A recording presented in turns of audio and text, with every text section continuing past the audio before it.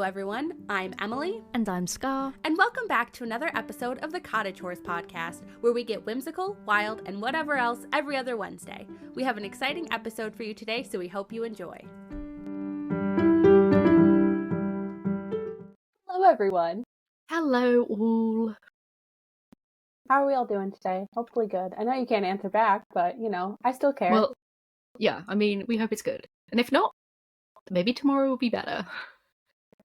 Tomorrow is a new day. Exactly. Anyways, you know what is a new day? That's not a good segue. Where are you going with this? Books provide a new day in your brain. I want that on a shirt. You know what is a new day? Books. Yeah. Books can provide escapism, which is effectively a new day, a new dawn, a new life. True. Yeah. You're not wrong. Are you a little sore from all that reaching? I am. I have to reach, I'm sure. It's just It's true. You're like what? Part of the 2.5 feet tall? Yeah. Canon. That's my canon height. Thank you. I will not be clarifying. I'll never disclose my real height now. But yeah, we're doing book tropes, fanfic tropes. I don't know, tropes you see in media in general, Tropesy to be tropes. honest. They apply everywhere. I found some funny little lists. I've taken some inspo from people. They're the classic. I'm sure we have missed some, because there's some that I think overlap, and there's some that I'm like, I'm not including this because I know we both don't like it and it's pointless to include. Yeah, that's fair. Honestly, there's one on here that I don't like already, and I'm like, why is it on here? Yeah, I've included a few that I think are like ones that are always in the list, but there's other ones like mafia romance and things, and I was like, that's just we have nothing to say. I have nothing to say on this. Is mafia romance a trope, really? Because that's more like a genre, I would feel. Well, this is the thing. I was running into a lot of weird, like, a lot of weird barriers, because when I was searching up book tropes, it would always commonly bring up fanfiction tropes and vice versa. And there was like lots of like royalty AU and magic AU, and I'm like, yeah, but a magic AU for a fanfic is just fantasy books, you know? Also, an AU is an alternate universe. That doesn't make it a trope. That's a type of book. So I was like, we're not going to include those. There's a few on there that are like there's like 3 on there that I'm like a kind of more not tropey. They're a little bit like on the edge. But they were included in lots of people's lists. And I was like, they're in mine now. We'll just talk about them. It's fine. Also, I just realized I have the perfect background. You do? I don't. I have a plant. Plants are good. Plants are in books. That's true. You're not wrong. I thought I had a book on my side and I moved it. I could have been like, ta-da! I have my Kindle. That doesn't mean anything. But anyways. You have Kindle. You have books on your Kindle. Exactly. It's here. You have an actual Kindle? Yeah. Oh, nice. It's old. It's like from 2010. It still works. That's okay. I just use the Kindle app on my iPad, so I don't have an actual Kindle. That is the good vibe. I'm surprised it still works. I literally have no idea how it's just alive. But don't question good things. I appreciate it. So, anyways, trope time. Trope time. Oh my god. We were gonna rank these, and then we were like, no. So we're not ranking them. Well, I mean, we'll like do a casual ranking, but that's too much effort. I mean, I can tell you like my favorite and my least favorite on this list. Yeah, we can do our top 3 and like our bottom 3 or something. That works. But the first one that I have on the list is Grumpy Times Sunshine. I like that one. I don't read a lot of that one. No, I feel like that one's more popular in fanfic, first off, but also like the romance genre is really where you're going to find that, and neither of us read a lot of romance. Yeah. I do like it. I almost like it more, though, when it's flipped on, like, because traditionally the Grumpy is going to be the male character and the Sunshine is going to be the female. I like it better when it's flipped, so it's Grumpy female, Sunshine male. Although, now that I'm thinking about this, my favorite Disney movie is Rapunzel, and that's just Grumpy Sunshine. So that is true. Yeah, I think Rapunzel's a good example, because I think that's it done well. Like, Eugene is like grumpy, but he still like cares. Like, I thought there's an element of like sometimes they make the grumpy like person like kind of just mean. And I'm like, Yeah. I'm like, this isn't Is grumpy. he grumpy This is just... or is he a bully? I was like, this is just rude. Like he's not grumpy in like a haha funny way, like black cat golden retriever. This is just like a man who doesn't care. So I'm like, that's not attractive. Yeah. But yeah, a lot of these are like more romance book tropes, which is a genre we don't like read solely. Like we read romance in other genres. So obviously that does affect opinions. But yeah, Grumpy Time Sunshine, it's fine. I like it. It does the job. Yeah. I mean, it's very neutral for me. Like, it's not a love it or a hate it. Like, if it's there, cool. But also, I'm not like, I need to read every single one. Yes. Yeah, I'm trying to think of any books that I've read that have that dynamic. Like, I can't think of a single one. I feel The Unmaking of June Farrow was like borderline almost, I feel like. Yeah, I can't think of any that I've read that have that trope. Or at least like not as explicit as that. Nothing wrong with like the Sunshine character. I just typically don't like Sunshine main female characters personally because they just tend to be a bit too much for me.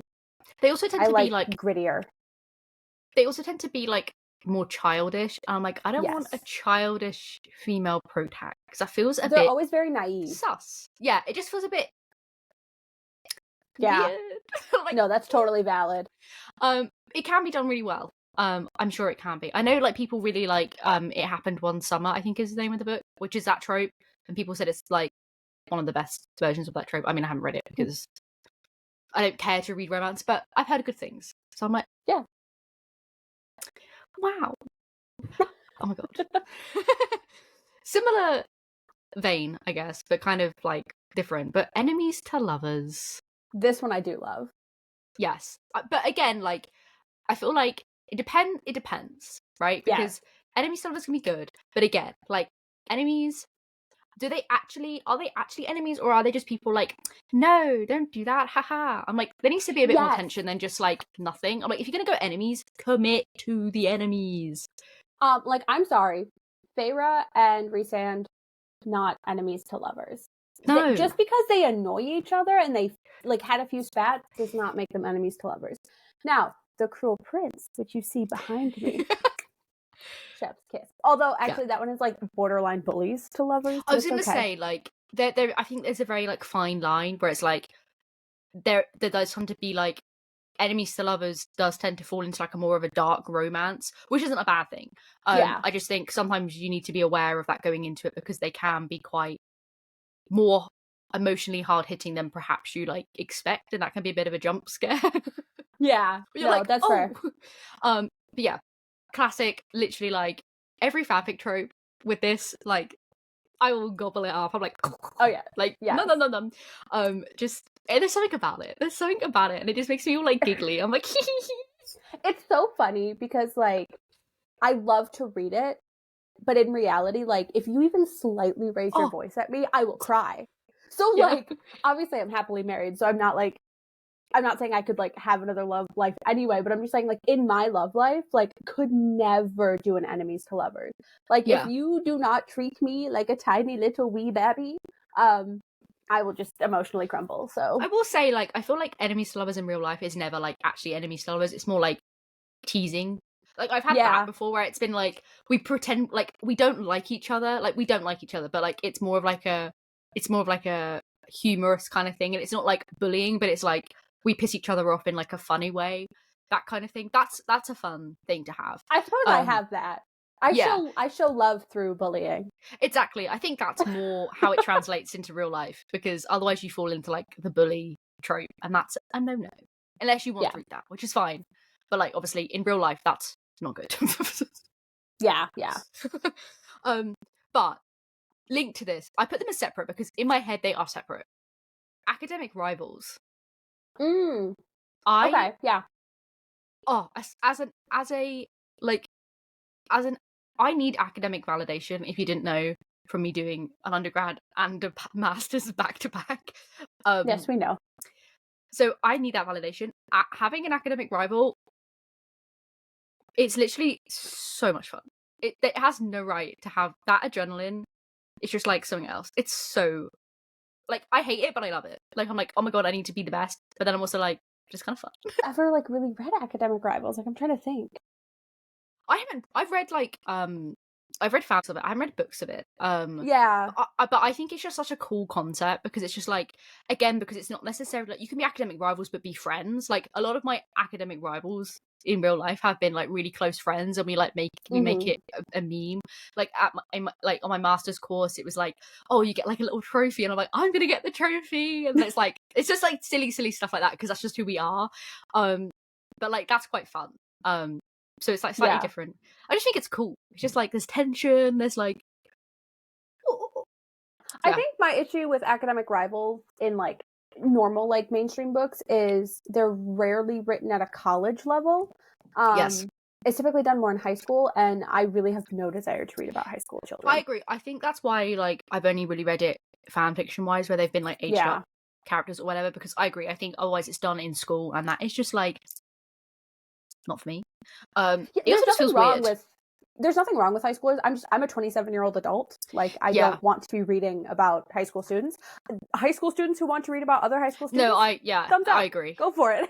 Yeah, I'm just personally like I don't know if I'm engaged in that sphere. Like I've moved past that stage of my life. Exactly. And I don't need to be a part of it. Also, I apologize. I like dribbled my drink.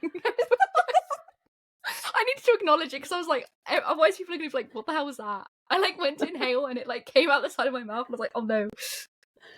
Anyways, I may have 2 degrees, but I cannot drink.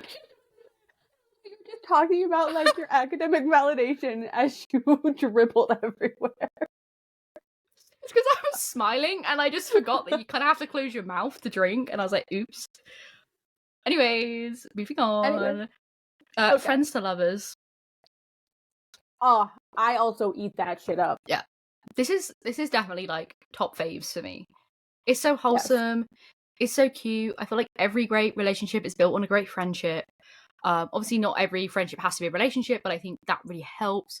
Just love it, especially if they're childhood, like not at least be, but like I do love a little bit of a cringy childhood like best friend moment. Maybe they estrange in like high school and then they come back together and it's like, just cute.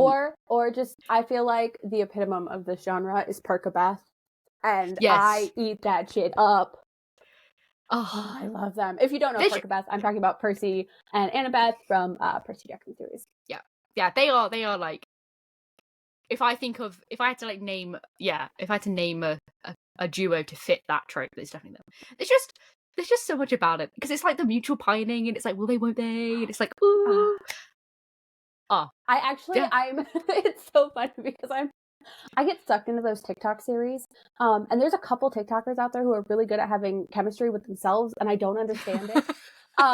But one series that I'm watching right now that this person is making is like the friends who claim that they're not into each other, and like he's going to prom with somebody else, and now she wants to go to college somewhere else, and like you just know, like it's so predictable. You know what the plot is going to be, and I just every time an episode pops up, I'm like, yes, it's so exciting.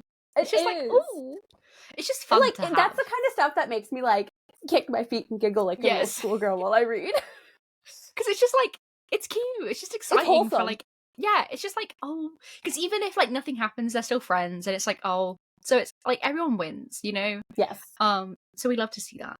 The next one, people don't win. No. Arranged marriage.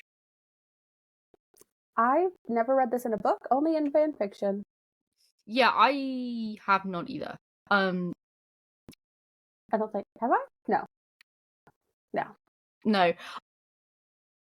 I feel like it can be done well. I feel like it could also be done very, very, very, very wrong. Yeah, and that's my concern. Like a lot of times it ends up very, very wrong. I also think like that one is such an interesting perspective because that is still a thing that very much happens in other parts of the world. Yeah. So it's like, is that really something to describe and also describe poorly? Because like it happens, but it's not always a bad thing. for the Yes, countries that do that. So like it's often painted in such a negative light, and I think that just perpetuates poor stereotypes for other countries of the world. Yeah, I agree. I think it has like such cultural significance, and I think it's usually taken by white women to create and romanticize, which is like not great. Yeah. Which is basically my thoughts on it, to be honest. But like fanfiction's like I feel like books and fanfiction are so different, because like fanfiction is like everyone's a bit more unhinged, whereas like books, like someone's it's being published, so it's like a little bit more like serious, whereas fanfiction's just kind of like people just try and shit. So it's like when people do arranged marriage for fanfiction, it's usually like the most unhinged thing you'll ever see in your life. And it's like the scenario makes no sense, and it's like it doesn't even really need to make sense. It's like a super like dark AU type thing. Yeah. So yeah, it gets weird, and that's just funny. Yeah, because it's just like dumb. So we love that. Like fanfics take tropes and they run with them, and oh yeah, I love that for them. Completely opposite end of the spectrum. I realized I should have put this other one close to it, but we're doing it in the list order, otherwise I'll be confused. Okay. But this is actually my favorite. I know this is your favorite because I know that this is in the book that is currently your favorite. So yeah, found family. Yay! Yeah, I love found family. I've always loved found family. I just always from Star Wars to like Marvel through that phase. Like every piece of media that I have loved and consumed throughout my life has always had a found family aspect to it, and I've always clung to it. And I think just I think it's so interesting too, because I feel like a lot of people who like found family are people who do not have a good relationship with their family, but I know that's not the case for you. Like you do have a good relationship with your family. You live at home still, and like you interact with your parents. I think for me, like found family is really special because it's more about like it's more for me like it's more about the friendship. Like obviously I know like found family insinuates that you've got a new family, which in some cases obviously that is the case, but I like it because like I feel like you can have like I have my family, but I have my found family of like my friends and people that I've like collected along the way of my life. You know what I mean? Like little Pokemon. Yeah, like you're part of my little found family group. You know what I mean? Like I feel like that's really special because it's like it doesn't necessarily need to be like a replacement thing. It can just be like a hey, these are some like really impactful, significant people that I have had the pleasure of having in my life, past or present, or like in the future. And I think that's just like it's just so special and cute. And it's like appreciate the people around you because they deserve it, and so do you. It's just like you're so animated and wholesome. I love it. I just love it because it's just always so cute. Like there's always angst to it, and it's always like a little bit of, like oh my god, tension, and like I love that. And then it's like oh my god, happy ending, maybe a bit of a sad ending, but usually it's a happy ending. Yeah, so I like it when it's like a begrudging found family where they start off and they don't want anything to do with each other, and then in the end they realize like how much they come to care about each other. It also, I don't know if you have it on this list. I don't think you do. But it like goes into found family of like grumpy father figures. Yes. Grumpy man takes on child and becomes a father. That one, love that. No, I agree. That is like that. Like basically Pedro Pascal. It's what you've described. Yeah, he just takes him as a Mandalorian, him as Joel. Yeah, I think it's just one of those things because like found family is also like I said, you can see it everywhere. Like people probably think there's found family in Star Wars, and I'm like, yeah, basically everyone. Like, but like that's the thing. Like people don't always see it. Like I think that's also what's fun is like you can kind of put your own like spin on it and it's stuff. And it's like this is my gang, and I will protect them. I hold them close to my heart. I'm surprised you got through that whole thing and did not bring up Six of Crows. I try not to because I'm sad. Okay, because it got cancelled. Okay. I was like, yes, family's brilliant, and then Netflix were like, no. And I'm like, Netflix. Listen, we all knew Netflix was garbage. I know. But it's so sad because all the cast members are like posting their like thank yous and goodbyes, and Freddie Carter posted a picture of his gloves, and I was actually bawling my eyes out on the train. I haven't even watched the show and I got emotional. I was literally like, are you serious, sir? Yeah. Are you serious? But yeah, Six of Crows is like brilliant fan family. Like chef's kiss. everything I wanted and more. There's like Howl's Moving Castle, like that's fan family, brilliant. We love it. Oh, Like just give me fan family. I need it. Yes. I need it. I mean, I guess they link together because as like, I don't want to bring up who she who should not be named, but the chosen one trope. Yes. Harry Potter does have fan family in it as well, which is very nice. The chosen one, I don't know. I feel like I don't like it as much now. That was definitely like what I enjoyed when I was younger, because like when I was younger, that was like my dream, someone from a fantasy story was going to come and be like, you are the chosen one, you are the savior, come help us in this magical realm. And I'd be like, yes, even though realistically I could not survive a day in most of these worlds. So it's like younger me absolutely ate that up. Now, not so much. I mean, I enjoy Percy Jackson, which is like the same thing. But I would say most of the time that's not what I read anymore. It does feel more suited towards like middle grade books. I'm not saying that it isn't done in like YA, but I feel like it definitely is more books are for that audience. Like the only one I can kind of think of that's like, no, because I wouldn't even say that's Chosen One S. Like ACOTAR though is kind of ACOTAR, Chosen One. That's true. But that also bothers me if I'm being honest. I didn't love it, so well, it was a bit not random, just unnecessary potentially. Because the problem with Chosen One is the Chosen One often becomes overpowered in such a way that it's like all of our problems are solved because they now have this magical thing, or now they can do this thing, and so it's like there's never any real conflict. Yeah, I would say Maze Runner is probably the only one I can think of where like I wouldn't necessarily say that's Chosen One, but oh my god, what is the name? Thomas is his name. What? Yes. I just had like lost every brain cell. Dylan O'Brien. Yeah. He's kind of Chosen One-esque without being like powerful. Like all the others are powerful. Yeah. Like they're all like they have magic. But it's like not super Chosen One, but like it has the vibe of it, like loosely, which I think is like the only one I can think of where it's not steeped in like fantasy elements, which is quite interesting. But yeah, I don't know. I'm trying to think of other things that I've read that have that in it, but I can't think of anything that I've read as an adult aside from maybe ACOTAR. But then I think ACOTAR has other tropes in it that I would like consider to be higher up the list than that one. Yeah, it definitely has higher up ones. I would say it has elements of Chosen One in it. Otherwise, I can't. I'm like looking at my bookshelf behind me. I can't really think of any others. I'm like looking across and I'm like, oh my god, it also Anakin. Chosen One. I looked at my Masters and Apprentice book and I was like, the Sith, not join them. I was like, oh my god, it's Hayden. Yeah, I mean that's the only thing I can assume which has Chosen One elements in it. It's Star Wars. Yeah, I mean, really, it's literally they said the name of the trope in the trope. Yeah. Oh my god, they made it. Yeah, I think it's fine. Basically, all of that to say it's fine. Okay, next one is fake dating. I feel like this only works in fanfictions. Or like super cheesy romance, because I did read To All the Boys I Loved Before when I was younger. Okay, yeah. And like, it's not bad. But it's like, it's a bit predictable because like you kind of know they're going to get together, which is kind of the point. So I feel like it works in fanfiction because like the tension is more unhinged than it can be in a book. Like in fanfiction, it's like, oh my god, I told my mum that I had a +1 for my brother's wedding and now I don't, and you're the only one available over Christmas break, so you have to come with me, but you have to pretend to be my partner. It's just more unhinged. You can't get away with that in a book. I mean, I'm sure you can. I'm sure people have written it, but like it doesn't quite fit the same. It's funny that you're bringing this up because have you seen?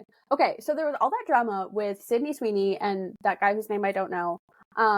And they were like they're in a rom-com together that's coming out at some point. Okay. And like as the movie was filming, I guess like there was rumors that they had an affair.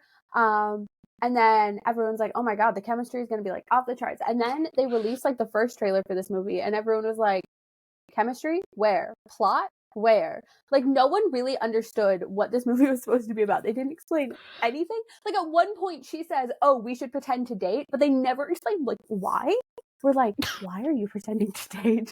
And so then they released a trailer today, and I watched it. Why? I don't know, because I was mildly curious, I guess. And they actually explained the fake dating. But like, even then, like, it's just so ridiculous because like it is so predictable. So basically, like, she had a fiance and they broke up, and her parents want her to get back together with her fiance, which, first off, weird. Like, if your parents don't respect that you ended a relationship, boundaries, please.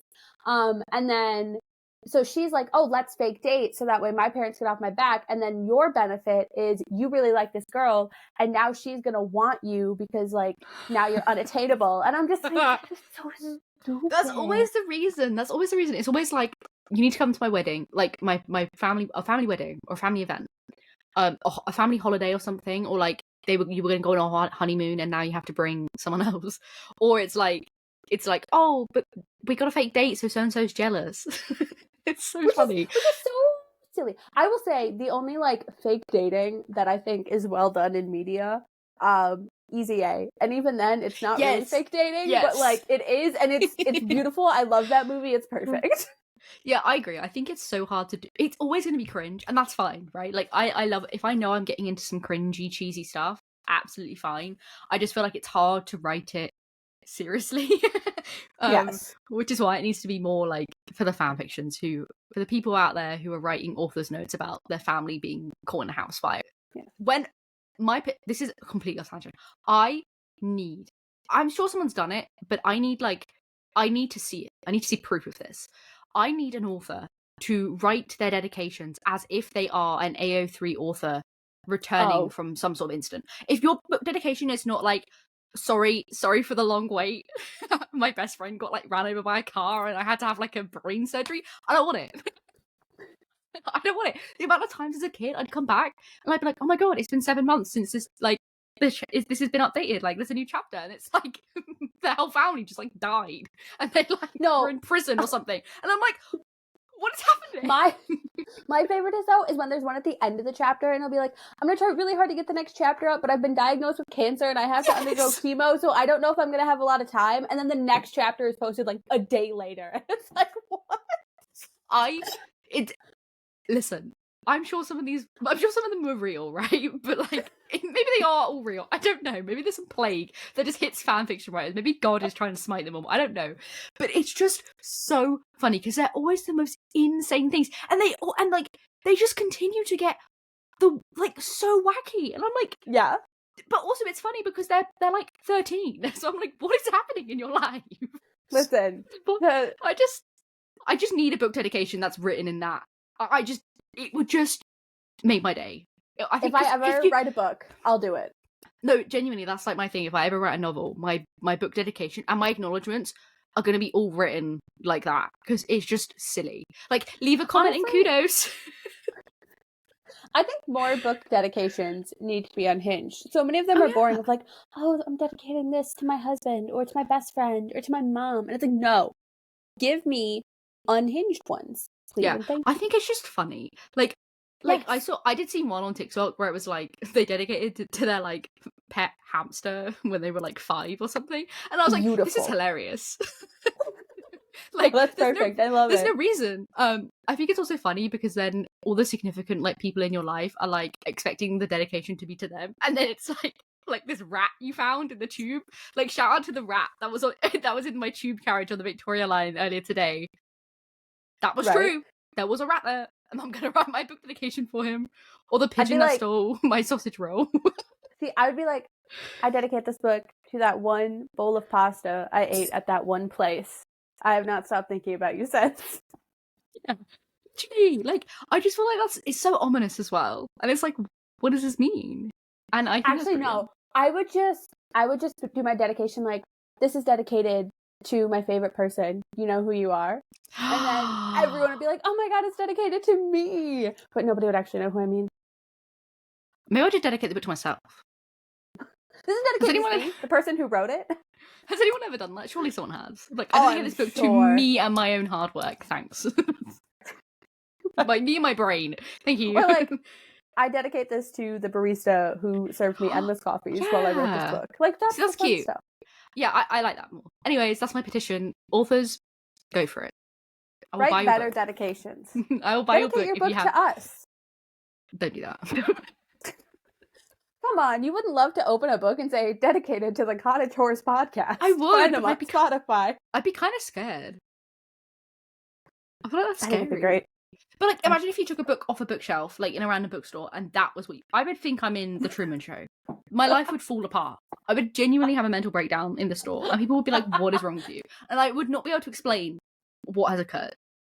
I wish I lived in the same area as you, so I could just like make this happen. No, that would be that's psychological warfare. I will send you to prison. I'm not having that. Again, not to name she who must not be named, but sometimes I really wonder how I was sorted into Hufflepuff. I want to do some devious shit in the world. That's what I'm saying. Nah, that's rude. But that's a fun prank though. Like if you know someone's going to a bookstore, you just like put their name or like put things they said inside the books. Listen, I may not live in your country, but I do. No one lives near me though. I'll pay you for a train. Oh my god, that would be really strange. I would, even though now I know, I'm on edge. I'm gonna send Mooney to your local charity shop. Oh my god. I'm gonna like find a copy of a book that you would really want and have Mooney leave it in the charity shop. But I'm not gonna do it for like 9 months, so like you're never gonna see it coming. And you're gonna forget about it. Yeah, but what if someone else opens it? Like, what the hell? No, I'll time it perfectly. I'll wait till you mention you're going to the charity shop, and then I'll have Mooney go like same day. Okay. I'm glad we have this all planned. Yeah. Or maybe I should just like randomly mail you something. Like anonymously. Oh god. To be fair, I don't know many people, not many people I know my address, so I'd be able to narrow it down. But I'll address it to your brother. Oh, okay. That's a bit spooky. Address it to Delilah. Yes. She'd love that. No, she'd be like, oh my god, I'll mail. address it to your hamster. No, you have a gerbil. Yeah. Same thing. It's a gerbil, not a hamster. Well, it has a longer tail. Gerbils have tails? Yeah. It's like a rat. He kind of looks like the jumping mice from Coraline. Yeah. He kind of looks like that. Hold on, do I not know what a gerbil looks like? He's like a specific type. I don't know what type of gerbil he is. I don't even have a picture of him. Is he a Mongolian gerbil? Yes, I think so. Because that's what popped up when I think googled that's gerbil. What he is. Okay, in my head, gerbils looked like more like a guinea pig. Oh yeah, no, he's tiny. He's like this big. Yeah. He's a tiny boy. He's beautiful. Wild. Yep. Look, the North African gerbil has a long tail. It's like a spaghetti noodle. The spaghetti. Here, everyone gets to see it. Oh my god. Oh, you can't really see. No, that is long. I saw the bum, so I know where it. Oh, there we go. Yeah, his tail is like half the size of that. Maybe it's not that long. Not a spaghetti noodle. More like I wish I had a photo of him, and I don't. I could have been like his Ned. I don't have a photo of him. Sorry. We'll get one posted to the Instagram. Yes, the mascots. We'll showcase all of our pets, actually. Yes. Meet our pets. Cute. Anyways, we went off topic. Moving on. I was gonna be like, what is wrong with you? Because the last episode, he's like, you went so off topic. And I was like, yeah? Cryptids. That's what we do. Anyway. Actually, that's not even what he was concerned about. He's like, how did you go from Taylor Swift to catheters? I was like, nah, that was actually valid. Oh yeah. I was like, I was like trying to process it in my brain. Oh my god. What a fever dream. Truly. Anyways. Forced proximity. Forced proximity. Basically, again, there was only one bed was a separate trope, but I feel like these go together. So forced proximity and only one bed is like the same thing in my brain, usually. Yeah. Well, they're very closely knit together. And I do eat that shit up when it happens. I don't seek it out, but if it happens, it's so good. I'm like, there was only one bed. You always know, because it's like, oh, there's a snowstorm when we're driving. Oh my god, we guess we have to stop. Oh, what? There's a one room? That's fine. Oh no, there's only one bed. Yeah. It's like, who would have guessed? Not me. My favorite is when it's also combined with like enemies to lovers. Yes. And, like yes. one of them has a nightmare in the middle of the night and the other comforts them, and then when they wake up in the morning they don't talk about it, and I'm like, Yeah, there's something about it that just like but then even like in a friends to lover situation, or like there's a bit of like tension, it's like they're like nervous to be that close to each other, and it's like, ooh. Oh yeah, there's something about it that's like just, it's so silly, like it's just so cringe, but it's so I love it. It's simple and effective, and I will enjoy it every time. It's like I don't care. Forced proximity is slightly different though, I guess. Similar concept, but like I guess it depends. This could mean quite a lot of things. yeah, like in a jail cell. I don't know. you're reading a lot of jailmates to lovers recently. No, but maybe that. I'm sure that's a thing. Oh, I'm sure. Yeah, I can't think of anything else that has forced proximity on a boat. Where else are you close to someone by force? Oh, like you've gone there on holiday, like a holiday vacay with your fans. There's a couple like holiday rom-coms about like, we both separately rented this like hotel room or Airbnb, and somehow like we both booked it at the same time, but we don't know each other, and now we both have to stay here because neither of us will leave. That's what the horror movie Malignant's about. Is it Malignant? Genuinely. There's a like it's basically it's one of the Scars. Is it Bill Scars? It's him. Yeah, and he's like there. And then this woman's like, "Oh, is this my Airbnb?" And he's like, "No, it's mine." And then they share it, and like you're constantly thinking like he is suspicious. He's just really weird. Like not in like not in like just stereotypically he just gives off like creepy vibes, and then like it's worse. it's just worse. I think it's cool. I don't want to be wrong. And then to be fair, I would much more think that would end up in a horror movie situation than a rom-com. Oh, it's not Malignant. What's it called? Maybe it's something else. Just look at Bill Skarsgård movies. I watched an Airbnb horror movie. There's probably a lot more than you think. Barbarian. That's what it's called. It's a good film. Fair. Malignant something else. I don't want to see Kim. I just knew it was one word and it was red, and that just popped into my head. Anyways, yeah, I feel like it's fun. Depends on where they are, though. Yeah, definitely depends on the scenario. You know, it's cool. Like Until Dawn, I guess. Like, sorry to bring it back to Until Dawn. I just had like, a fever dream. But like Until Dawn, I feel like it's forced proximity. Like the couples that get paired off because they're like kind of forced to stay together. Yeah. Like Chris and Ash and stuff. Like it's like loose forced proximity. Most of them are already dating. Yeah, but like Chris and Ash, like forced proximity kind of thing. Well, it's more also like looser terms. Lovers. Yeah. Oh. Chef's kiss. And then she watches him become decapitated. Well, only if she makes some poor choices. Yeah, true. It's funny though. Anyway, before we get onto that rant, love triangle. Hate. Listen, same. However, my thing is, if it's an actual love triangle, like a triangle, yes. Fine. If it's a love corner, no.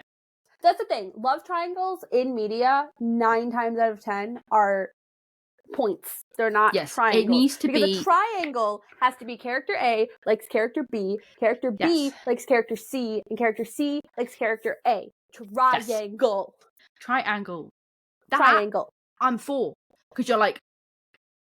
But like then it's not satisfying because no one ends up together. Unless it's polyamory. No, because the way that it's like, this is my boyfriend blank, and this is his boyfriend so that's the dynamic, and I think that's fun. But like technically, that's not even, because if A likes B and B likes C and C likes A, there's no mutual happening. Yeah, that's true. I think love triangle is fabulous if it all kind of resolves correctly, which it very rarely does, because usually it's always the woman in the corner. Yes. And it's just not good. And there's never even like good options either. They're just like it's crap. either they're choosing between a great option and toxic, or both toxic. Like, I'm sorry, Hunger Games, not a valid love triangle, because who is ever picking Gale over Peeta? I don't know. Yeah, like Twilight. Twilight's not a triangle. Well, maybe. I mean, some people think it's a triangle. There's fanfictions on that, but Twilight's fan fictions are different than canon. Yeah, but like that's a fairly good triangle. I feel like, because like they're both a bit ass, but there's like at least Edward and Jacob are kind of like it's a corner. It's more like a line with a dot, because there's Edward and Bella, and then there's Jacob. Yeah, but like but they still always have this like, you know what I mean, like on and off thing until then they're like, oh, now they have a child, so it's different. Yeah, it's like not quite, but like. And then he imprints on a baby. Yeah. That really just went downhill. Yeah. Is it like, listen, that babies ruin the media. Babies ruin media, full stop. Most of the time. That baby caused carnage in that entire franchise. It looked I don't know like why shit. they used the weird robotic baby. Yeah. It looked like shit. It was just weird in general. Like, why did she have a weird vampiric kid? And then it got imprinted by a grown-ass man? Like, they just... Nothing was correct. And it was just unneeded. Can we... I know you said you wanted to go in order, but I feel like we should jump. Okay, go. Because I feel like we should jump to accidental/surprise pregnancy. Oh, right. Yes. Yeah. Because garbage. Yeah, garbage. Hate it. However, I'm going to say something, okay? The ending of Hunger Games is not out of character for Katniss to have a baby. It's not surprise pregnancy. Yes, I agree. Yes. I hate when people say that, because I'm like, no. No, it makes sense, because she has always been a mothering type. She has even said, I would have kids if it weren't for the world I live in. And then she is able to topple the world she lives in, and therefore she feels safe enough to have children. It's not surprise pregnancy, and it's not out of character. Now, you want to talk about surprise pregnancy in crap media? This is going to be a spoiler. ACOTAR. That one's bad. Yes, that one is bad. Yes, I agree. The Hunger Games one, that is, like, accidental/surprise pregnancy is very specific, where it's like, it's not in character. The characters don't have a conversation about it. Like, it's different if it's raised. Like, ACOTAR, it's like on the verge, but it's just it's just bonkers.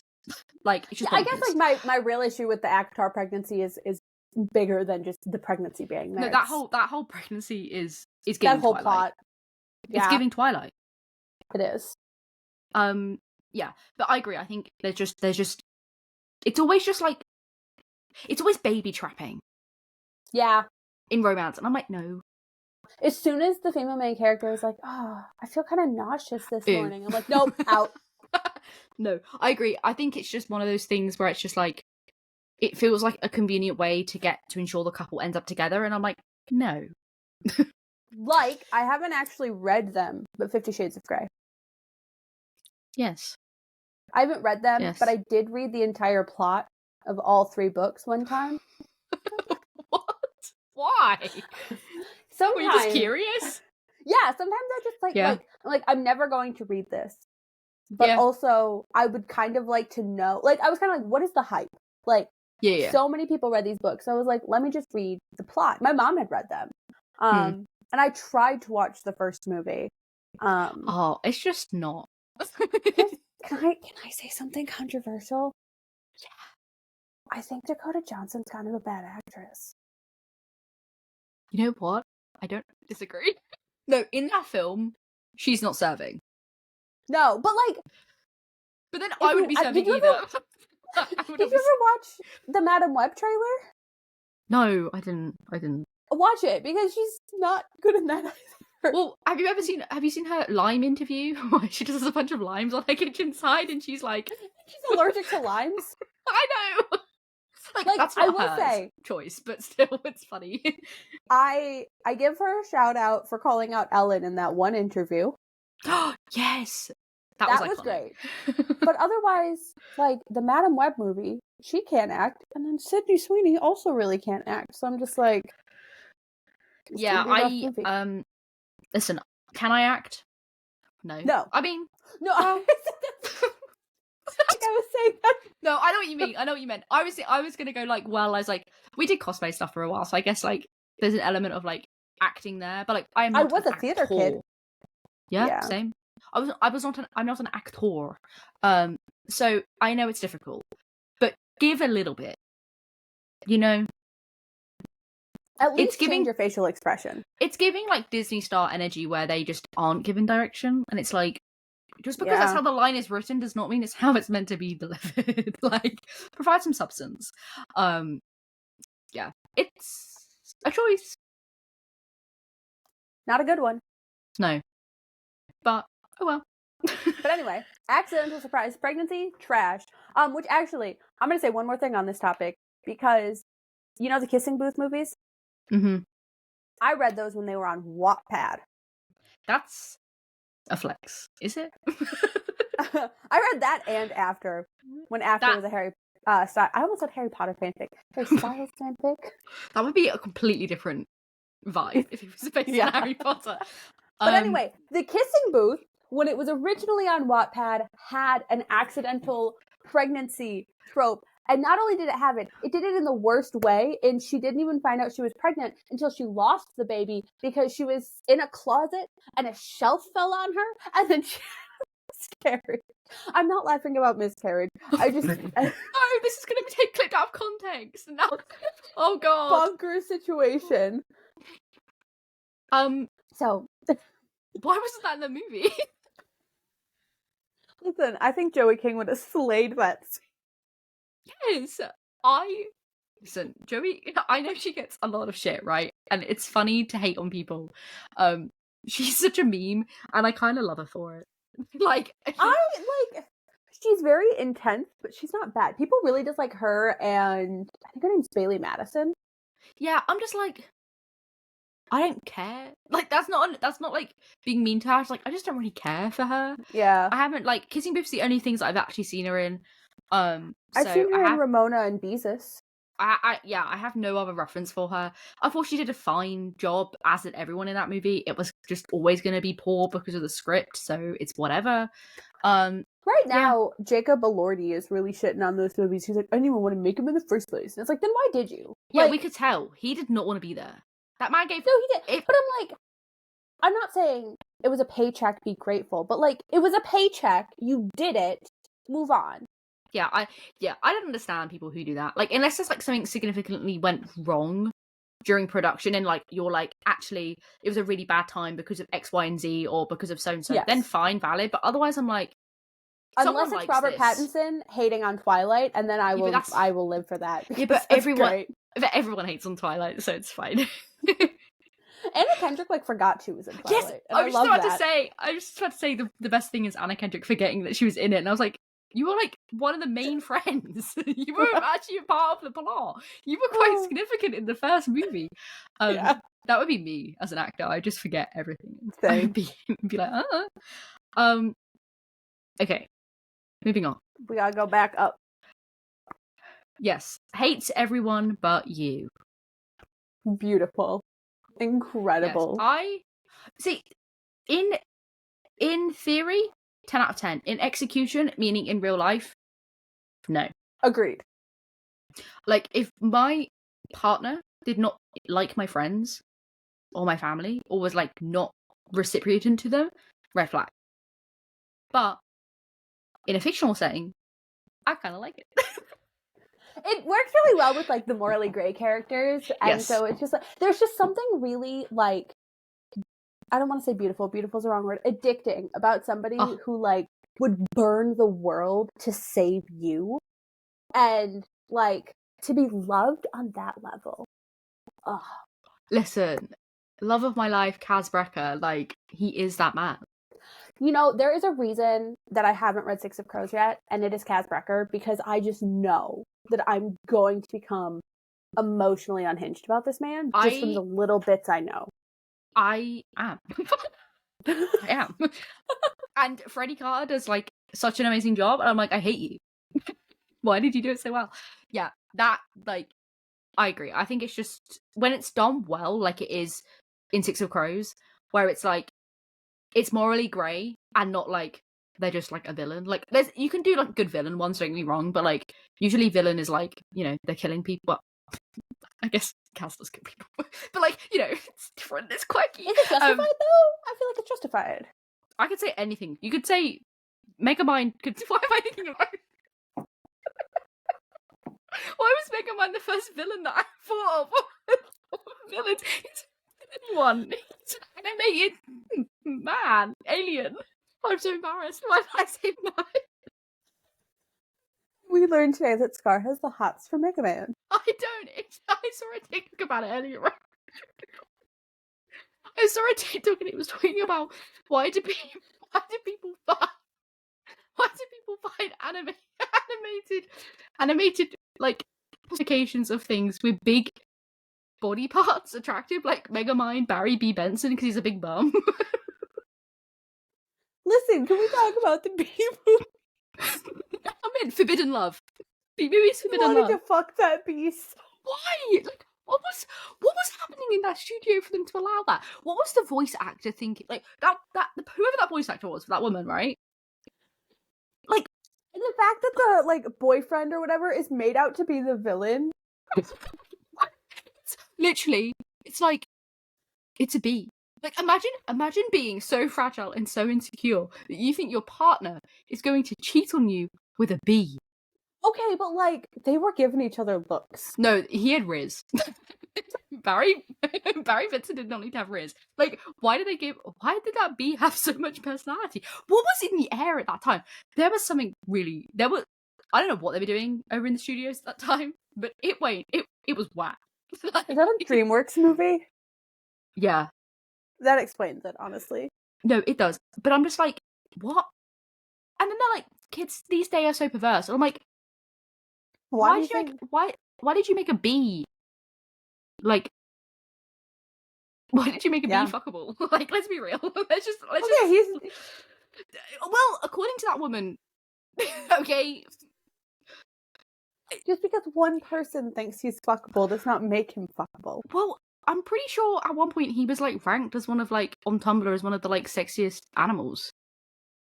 So bees are insects, though. I think they just grew. Okay, you know who was made to be too fuckable as an animated animal? The fish from Finding Nemo.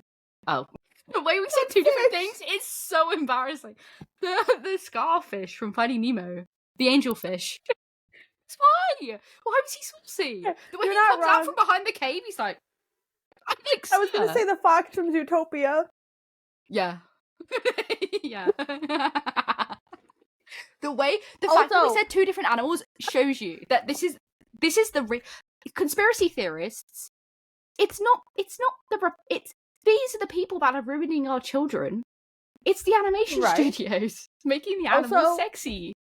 Not now, but as a child, Simba in The Lion King. Oh yeah.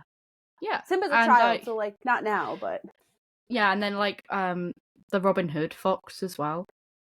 Yeah. Oh, something about foxes. You know what? Actually, this was an awakening for me. The Angelina Jolie fish in Shark's Tale. Yes. Why she had no right. So sexy. But also, like, no offense to the other fish, but like they were like all kind of just plain looking. They were just fish. She was serving. And she had no right. Yeah. Like what? Like why? Anyway, we should rein this back in. I would like to theorize. Put out an episode idea of Tumblr sexy men and ranking the Tumblr sexy men from over the years because I think that'd be funny. I'm down. Anyway, villain's Hates perspective. Everyone But You is beautiful, and yes, we're on villain's perspective now. Okay. Only like I like it in like very small like doses. Mm-hmm. Like I think it's really good when it's like mostly from somebody else's perspective, and then you just get like the faintest little like nugget of perspective from the villain. I agree. I think I read 50/50 by Steve Karen. I don't know that's how you pronounce his name. Which was good because it had like you had like the two detectives POVs, like the defense and prosecution attorneys, which was fun, and then you had like another POV which was like the assailant, and it was like all kind of nondescript, and that was really fun because you kind of got to piece it together with them because there was like two people who could be. It was like two sisters, two twin sisters, so it was fun.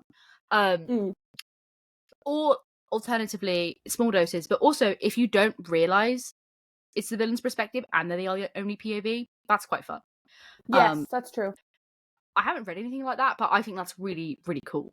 Yeah, that's my thoughts. Awesome.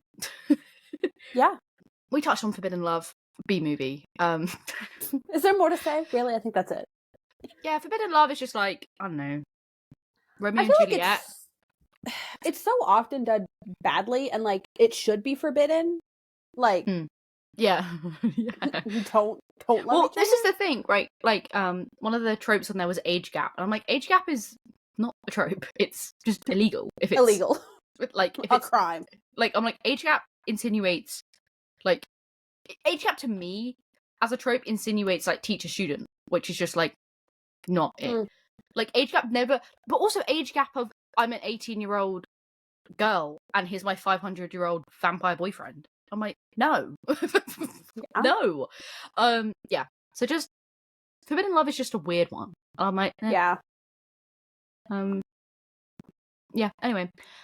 Characters die at the end, or the main character dies at the end, or, you know, someone important dies. If done well, yes. However, one of my least favorite things is a fake out death. Oh yeah, I agree. Yeah. If you're gonna kill them, commit. Yes. But otherwise, I think it can be done well. I think it's fun, unless you read a book called "They Both Die at the End," and then it's terrible. I was gonna say they both die at the end, but then I guess, yeah, they both die at the end. Bad. Well, bad's a bit mean. Well, is it? I don't know. Maze Runner, when Newt dies, absolutely killed me, crumbled me. How dare you my spoil heart out. that for me? I'm so sorry. I'm never gonna read it. Well, listen, it's horrific. So I've spared you some grace. Thank you. However, Divergent, trash. I didn't even read the third book. Yeah, I've only read the first one. So I read 2. I read 1 and 2. I did not read the third one, but I know what happens, and I'm garbage. I can't think of any other books I've read that people die in. Well, yeah, I know that. I don't know, but yeah, I think it can be done well. Yeah. If it has purpose as well, don't just kill them for fun. That's a bit. Well, I mean, right. maybe you can. If their death is like justifiable, like if it makes sense. Yeah. Like you know what's a good character death? And this is going to be Percy Jackson spoiler. No, I can't even think of her. Was it Selena? Oh, head of Aphrodite Cabin. Yes. Hers was good. Yes, I agree. That one was really well done. Yeah, Percy Jackson actually has some good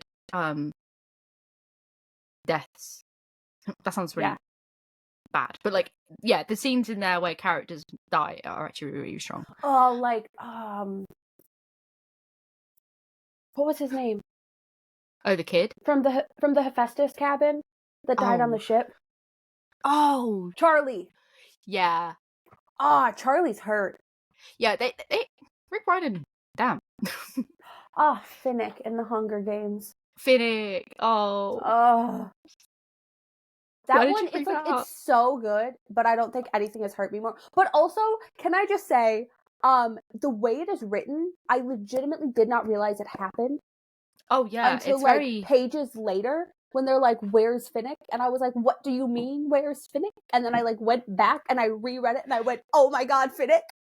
Yeah, in the book it's like not it happened so fast. Yeah, in the book it's kind of like, I'm like, excuse me. It's really weird that like loads of like that teen YA like books from that era all had like main protagonists die, and that's not really something you see a lot now of series, which is quite interesting. Yeah. Anywho, similar vibes of unhappiness, but the characters don't end up together, or like there's an element of there was a romance, they aren't the end. So again, spoilers for ACOTAR, but in ACOTAR would be an example of that trope, I guess.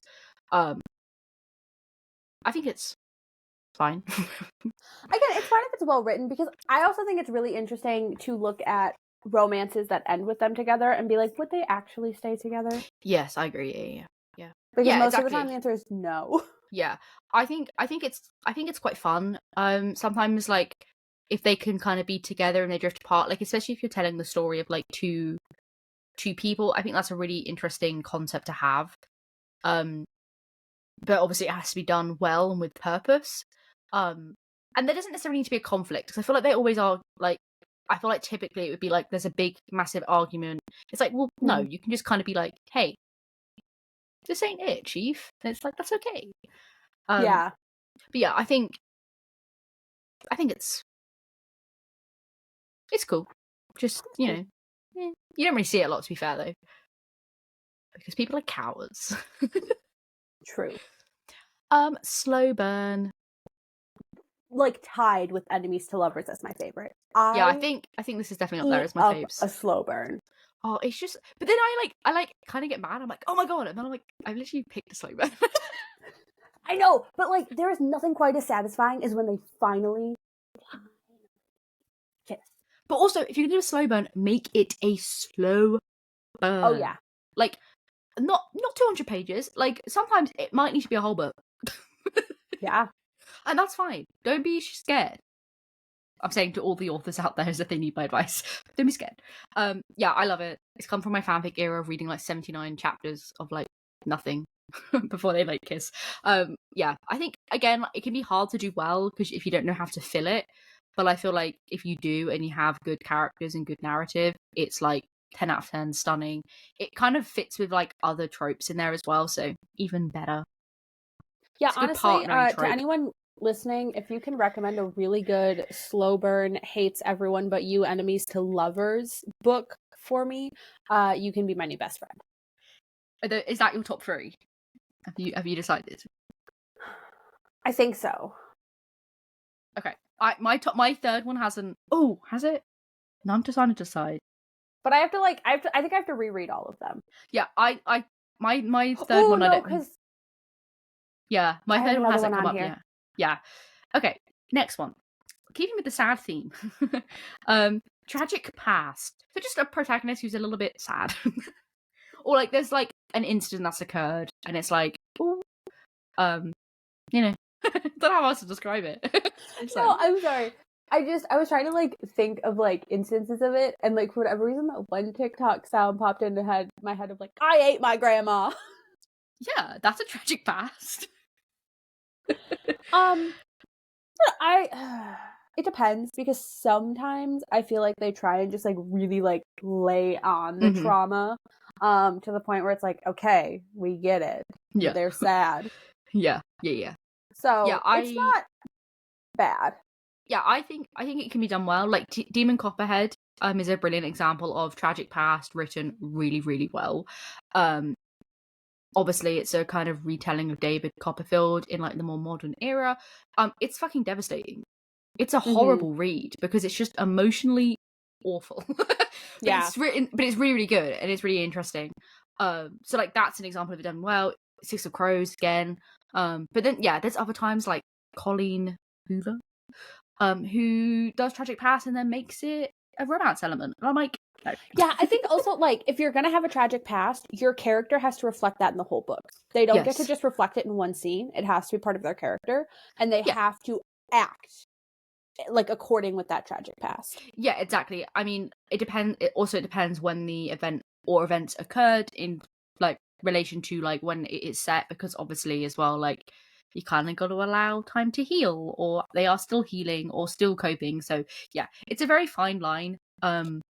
I think I like it. It does add dimension, but sometimes, like you said, it can be very like intense, and I'm like, oh, I don't need that much. That's too many slices. Yes. No. Okay, we've done surprise pregnancy. Get in the bin. Yes. unreliable narrator, which kind of fits with villain's perspective, but like kind of different. It's like, your narrator's a little bit wonky. Maybe they're a bit unlikable, like an unlikable protag MC. It's fine if it's done well. Yeah, I'm like kind of neither here nor there on that one. It's like, because sometimes your unreliable narrator will just give you no information, and I'm like, no wonder you have no idea what's going on. I don't know what's going on, and you're meant to like tell me this information. But yeah, I think it's an interesting plot device, but I would just like to say that people need to be recognizing unreliable narrators more. Yes. Because Feyre of ACOTAR is an unreliable narrator. Yes. Well, pretty much all your protagonists in books will be unreliable because they don't see every angle. Yes. So, but yes, I agree. She is definitely unreliable. In more aligned with this. There's a difference between like, I guess, lack of information for the character, but then also just kind of being a dumb bitch. Yeah. Affectionately, but stupid. Yeah. I'm trying. There was a book that I read recently, like a mystery book, and like the narrator was kind of wonky, like in a fun way, but it was like a thriller book, and they were just saying random shit, and I'm like, sir, what are you chatting? And it was like a dual POV, but like I didn't realize this until like halfway in, which was kind of a fun reveal.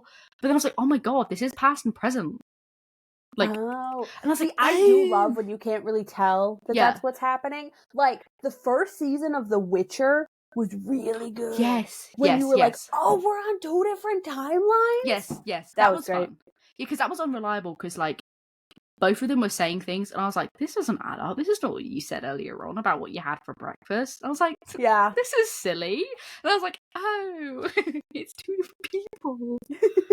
Which is fun. Yes. Okay, my third fave. Morally grey characters, protagonists, whatever. Again, if it's done well. Yes, that is the asterisk. I feel like that applies to all of them, but yes, especially if it's done well. I feel like it's hard sometimes to do well, but yes. I just love, because I feel like a true morally grey makes the wrong decisions for the right reasons. Yes, I agree. Because it's kind of a hates everyone but you type thing typically. Also, like, I like when morally grey characters make me question my own morals, where it's like, oh, would have I have done that? And like, that's fun. Where it's like more of like a psychological thing where you're thinking like, oh, you know, where you kind of are rooting for them, even though like technically they are like the bad guy. I think it's fun. I think it's just so. I think it's so cool to have a character who's just a little bit like of a wild card, a little bit unhinged. You just kind of don't know what you're gonna get, and I think that's really cool. It just adds a bit of dimension, a bit of chaos, and a bit of drama, which I love to see. Love to see it. I just love to see some drama. So yeah. I do also like a good morally grey character. Yeah. Enough said. No notes. Yeah. Dual timeline or dual POV. I guess like they kind of blend together, but I like both. Same. Yeah, same. I know a lot of people don't. I enjoy it. I think it's fun. I think it also like it makes me want to read more typically because I'm like, especially like if it's like something's about to happen and then we cut back to the past. I'm like, no, I need to know what's happening. So like I want to like get through. And I love. Although okay, do I enjoy multi POV? Yes. Do I hate the Heroes of Olympus multi POV? Yes. Yeah, I feel like. Yeah, multi-POV... It only works if I like the characters. Yeah, multi-POV is hard because you've got to A, give each character enough time, which is hard to do in a book or even in a series. But then you've also got to make sure that you're communicating things that you haven't already said elsewhere. You don't want to do too much exposition, but obviously these characters need to have conversations with one another. But then also you've got to portray the characters from each other's perspectives. So it's very challenging. But the payoff is really, really strong because you get to have a better understanding of the dynamic and the environment. Because, like I said, if you only have a sole POV, you're naturally going to have an unreliable narrator unless it's told like from an omnipotent perspective. Like it's always going to be unreliable, which is fun. But sometimes it's like I want to know what's going on behind the scenes. I love a side character moment, you know. I love to see what's occurring elsewhere. So yeah, I think it's super fun, and it's just cool. Yeah, no, I agree. Let me love more characters. Yes. The last one is just for fun because I saw someone add it on their list. I was like, this is kind of funny. It's not even really a trope. It's just kind of like a theme. But I thought it was funny. Road trip. You know, I was gonna say I've never read a road trip, but then I'm like, isn't Percy Jackson basically just the road trip when you think about it? Honestly, road trip can apply to like a lot of things. Yeah, I think it's just funny. I think again, it's just kind of like a bunch of characters all together, hanging out, being vibes, being friends. Yeah. I Just like when you time. think about characters on a road trip, like who would be the driver? Who would be the DJ? Who would be in charge of snacks? That's fun. Yeah, I think it's more of like a fanficky thing, but I thought it was funny because it was like on one of these like tier maker lists, and I was like, this one of these is not like the others, and it's you, but you're coming home with me because it was just like okay. But yeah, that's all a list. Woo! Magical. I mean, there's loads of tropes. There's one you didn't include, and I know why you didn't include it because it's garbage, and I just want to say that I hate it, and it's cheating. Oh yeah. There's loads, like I mentioned at the top. There's quite a few that I just didn't include because I'm just like we have nothing to say. There's not even nuance to it. It's like it's just bad. I just wanted to say I hate it. Yeah, I agree. I think it's an overused, cheap plot device that is never done well. And also, personally, unforgivable. Yeah, exactly. It's not even like that's what I mean. It's not interesting because it's just like okay, you've now confirmed that these characters will never be together. Cool. Like, or they do get together, and then it's like, ew. Yeah, exactly. I'm just like I just don't need that in my life, you know. Agreed. Yeah. So bad. So what are your top 3? My top 3 are Found Family, Slow Burn, Morally Grey characters. I am gonna have to say, so hard. Slow Burn, Dual Timeline, Enemies to Lovers. Oh, we love that. Yeah, that's good. Recommend us books for those 3, thanks. Anyways. Yeah, that sounds great. I know I have. Pretty sure this one is a dual timeline. Yeah. Wayward. I haven't read it yet. But I mean, I guess I assume it like jumps. Yeah, I'm pretty sure it does because it says 2019, 1619, and 1942. So like, there's like different timelines happening. That's cool. So also very cute. That one is very cute cover. We love to see it. Honestly, low-key got this one because of the cover. I mean, that's valid. Pretty. We love it. I love a pretty book. Yes. Oh my god. Ranking book covers on an audio podcast, that would be really bad. Just Google it. Yeah, that'd be awful. We're not doing that. But it would be kind of funny. It would be kind of funny. I guess you just pull it up yourself, but that's too immersive. Can't be doing that. We could just describe it. So if you are listening to this, the Wayward cover is it's a beautiful, like kind of like, what would you say, like a muted lime green almost. Mm-hmm. And it's got a crow. Are we gonna assume that's a crow? I think it's a crow. Okay, a crow on the front, like in the middle, on a branch, and then there's other like trees and leaves and vines behind it. Where you've got an apple, you got some different bugs like crawling across. There's some mushrooms. Oh, there's another bird at the bottom. I don't know what that is, but it's got like a blue ring around its neck and a green body and a yellow head. And then there's like some flowers and stuff. And then Wayward is printed in white, bold, blocky text in the middle. And it's by Amelia Hart. Is it a book of the month book? It is. You can just Google it if you need to. They could have Googled it anyway, but no. Yeah, but they might have not known it's a book of the month one because it's different because it's hardback. I don't know if it's different for paperback or. That's true. Oh, anyways, yeah. Ooh, I love that color inside. Oh yeah. my god! Wow, this is really useful for our listeners. Just yeah. So happy that you got to experience that with us. Yes. It was awful. You can watch it on YouTube and then you'll get to experience it. True, we are on YouTube. Plug. I have nothing to say.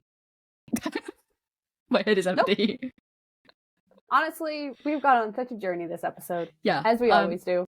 tell us your favourite tropes and your least favourite tropes. Give us book recommendations. Not that I need any more books to read, but I also do. I want to make a whole library, so I need more books. If I don't die with a TBR, have I really lived my life? Yeah. I saw someone say that, like, someone was being very dramatic. I mean, this is a valid health concern. I'm not shaming people. I am also a hypochondriac. I'm also kind of just, like, a very specific hypochondriac about very specific things, like my own body. But, like, someone was like, oh, make sure you dust your bookshelves because otherwise you get book mold. And then someone was like, if I die of book mold, that's the way I want to go. And I was like, yeah. Yeah. So, that's that. Okay. On that note, bye! Bye!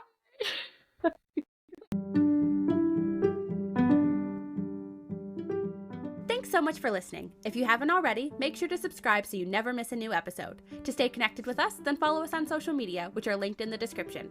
I've been Emily. And I've been Scar. Tune in next time for the best cottagecore podcast for the cottage whores.